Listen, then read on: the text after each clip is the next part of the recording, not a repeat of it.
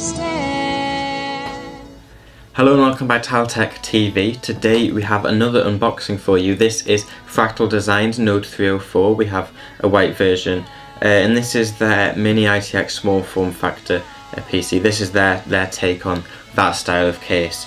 So let's go on and take a look at what comes in the box with the Fractal Design Node 304.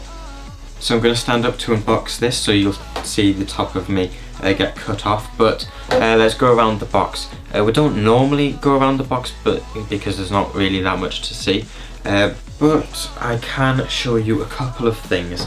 So we have obviously the front of the kind of the case, what the case actually looks like. I think it's the stencil design. I've forgotten the actual term for it, but if we go around here we can actually see what it looks like taken apart. So if you want to pause and kind of have a look there, that's what it looks like with all the bits taken apart. So that's a little bit interesting. I thought you might want to see that. So now I'm just gonna go off camera and open it up for you. So I'll bring it back to where I can actually get to it. So yeah, they do a white version and a black version. I believe the black version came out, which is the norm with cases. They normally, it's only been recently that white cases have started becoming popular. An example is Cooler Masters Elite 120, which is kind of a direct competitor to this case. It took something like 6 months for them to release a white version of that case. By then we'd already reviewed it, but we have got a chance to review this case in white, so I'm pretty happy about that. So let's open it up.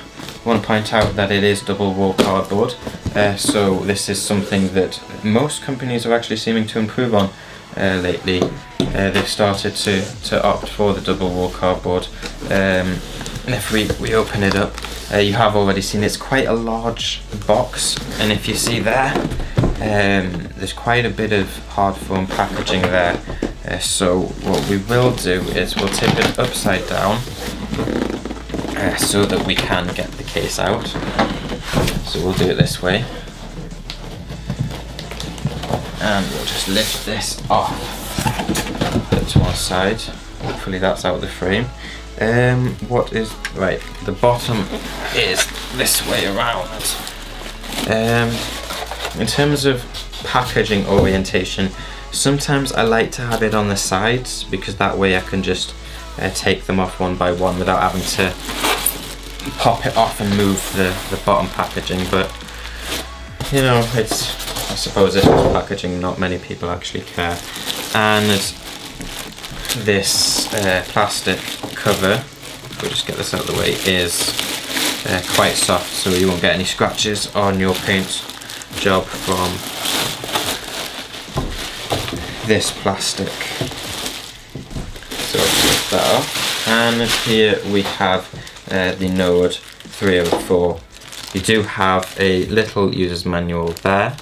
Well, I wouldn't call it little, it's quite thick for a case. They do say in the event of having received a faulty product, before returning the product, contact your reseller Fractal Design.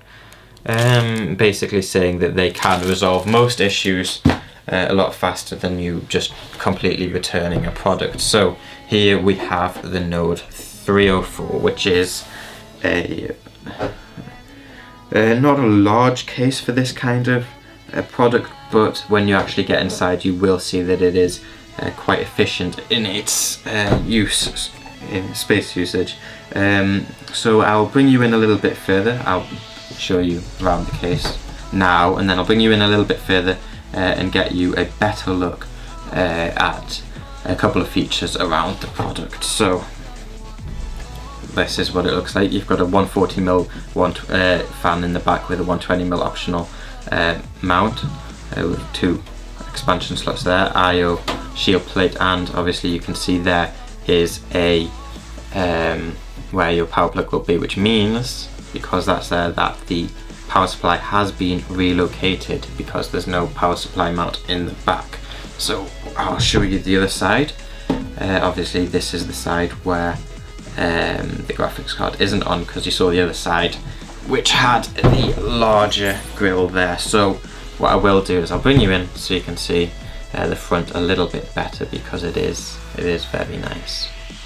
So as you can see, the front is it's the same as the side panels in the fact that it is steel. So you've got a steel front, white painted, just like the top and the sides, which means that the colour is not going to change between the front and the side panels, which is obviously a very good thing, because it's made from the same material, same paint job. It's the kind of thing that you expect from Fractal Design, and you can see you've got the Fractal Design logo down here. This is where you're going to see your I/O. So if we turn it around, you can see right there you've got your power button linked with this to this little hard drive activity power LED. I'm not sure if it's both or if it's one or the other. But you've got your activity LED here, which is kind of pointing to your power button here, followed by 2 USB 3 and your headphone and microphone jacks. You do have a grill on the, I suppose it's classed as the right side panel, right here, which is going to be where your power supply is when we start to go internally. Now, if we spin it around, as we've already seen, you do have your large grill here, which they are, because they're kind of the metal grills, they are circular instead of hexagonal, which is more aesthetic. So this is going to deal with any type of graphics card you throw at it. Now if we tip it up a little and show you the top, you're going to notice that there is a grill up here as well, and that's because there's two 92mm fans already installed in the case in front of your hard drive bays. Now, the one thing that really impressed me about this straight out the box is the fact that it does come with all of the fan mount, the fan options already filled with fans. So it does come with 3 fans, one 140 and 2 92mm fans. These are all their Silent Series R2 fans. So we've got a grill up there with a plastic bezel around there, so there is a little bit of plastic on the front, but not much to really talk about. So we've seen them. What's on the bottom? Well, on the bottom we have a dust filter there, which obviously it's going to be removable, and you've got 4 foam feet there as well, the back 2 being kind of sideways and the front 2 being lengthways, as well as you have a little bit of intake there in the bottom as well. Now if we turn it round to the back, you will notice that you've got 1, 2, 3, 4 thumb screws there, as well as on this side you also have another thumb screw to lift up this little bit here for basically installing cards and taking the covers out, that kind of thing. Now the reason they include these plates on practically every single Mini-ITX case is the fact that they're trying to save as much space as possible, and by doing that they essentially have the expansion slots coming out of the case rather than kind of being built in as you would normally see on some larger cases, and by doing that they've essentially cut out this area to make the screw mounts for the expansion cards, and they have to fill that in basically, otherwise dust and everything is going to get in. You also have your 140mm fan mount, which, like I said earlier, also has an option for 120mm if you want, and it also comes pre-installed with a fan. You also have your I/O shield plate there and your little power cable connector there as well, which is your internal extension. Now what I'm gonna do is I'm gonna remove these screws for you. If I just get this little toolkit out, and I'll remove these screws. They may come a little bit too tight for you straight from the factory, so you might have to use screws at first, but obviously they're thumb screws, so that's kind of a one-time deal for these. They are all metal. Now, as far as all metal screws come, as far as I'm concerned with all metal screws, they do come at a higher quality than ones that include plastic, but the plastic ones generally tend to have a little bit more grip and tend to actually be a little bit easier to use. So it makes sense that Fractal Design have gone with all metal ones. Whether it's good or not, obviously we'll get into that in the review. So I'll take this off, or figure out how to take it off, because it is a single piece of steel folded for all three sides, and some come off a little bit differently than others. So we'll just take this off. Now, how are these dust filters removable? Right, on this side, sorry, I'm kind of not making this easily available for you. On this side, no dust filter. That'll be because this is more of an exhaust, being kind of the back end of the power supply, whereas this one, which is going to be an intake, I believe this just pops out on clips there, so you can kind of take it out like that. I'm not going to take it all out on video, but it does that. So we're going to put that to one side, and we're going to bring the case in once more, and we'll keep it sideways for you to make it a little bit easier. In fact, let's spin it around so you've got a better angle of what I'm going to start talking about first. So a couple of quick specs. It does fit up to 160mm power supplies, which is very good for a case this size, as well as the fact that they're full-size ATX power supplies, and this is without interfering with anything else, so expansion cards, that kind of thing. So you can fit up to a 160mm power supply without interfering with anything else. Obviously, if you're going to go modular, you need to go with a little bit of a shorter power supply, but you can get 140mm modular power supplies now, so that will not be an issue for most of you. In terms of graphics card length, it fits up to a 310mm graphics card, but to do so you will need to remove one of the three hard drive cages, which fit up to a total of six hard drives, sorry, either 2.5" or 3.5". So moving on to the hard drives, it does fit up to 6 hard drives. Like I said, you can go 2.5" or 3.5". But if you want to go with an extremely long graphics card, you will have to remove the closest one to you, which is the one on the left side of the case. Each of the 3 bays holding 2 hard drives. Now, you do have, I forgot to mention, a little switch up here, which is for fans. It's a fan controller. I'm not sure if it's okay. It says HML, so you've got 3 switches, or well, 3 options: high, medium, or low. So it's on low there, medium, middle, obviously, and then high, and that takes up to 3 fans, which makes sense because you only have 3 case fans, and it is powered by a single Molex. You will be able to obviously hook all of your case fans up to that. Obviously, you don't want to be connecting your power supply fan, your CPU cooler fans. Now, moving on to your I/O stuff. What do we have? I'll just I'll move this to one side, and we'll have a look at the cables. So let's have a look at these cables. I'm leaning over the case here. We've got a USB 3 connector there, which says, attention, do not connect both headers at the same time.